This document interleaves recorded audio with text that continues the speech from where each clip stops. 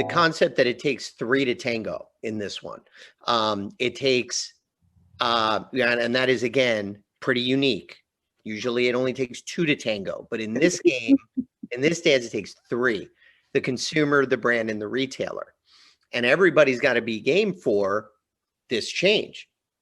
And there's a lot of skepticism out there in the market. Not that CPGs don't want this. The answer is pretty unanimous. CPGs want this. If it was available tomorrow, they would do it.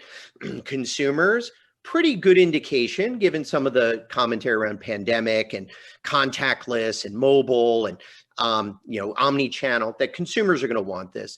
The skepticism still remains about retailer adoption and acceptance. And obviously, Brandy, you're spending every waking moment obviously focused on that side of the equation, and we have two other luminaries in the industry who can represent that. Where do some of the objections come from? Obviously, it's perceived, or some combination of perceived and real in terms of the objections. But where do the objections come from? I would say really the main two objections that we hear, and they kind of flip-flop as far as which one's number one and number two, is from a retailer perspective.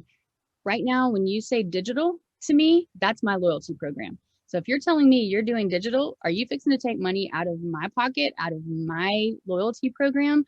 And so I would say that's probably one of our number one. And then the second one is just the tech lift.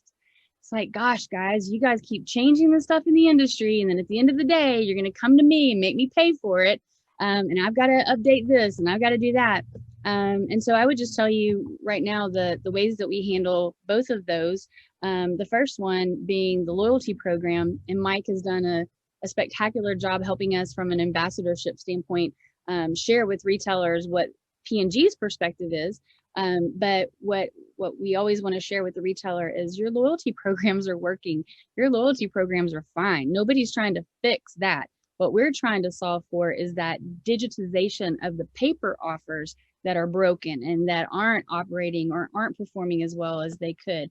And so having great ambassadors, brand ambassadors, to say, no, I'm not saying I'm going to go pull money out of your loyalty program. I'm saying I'm going to try to do this other part of my business better.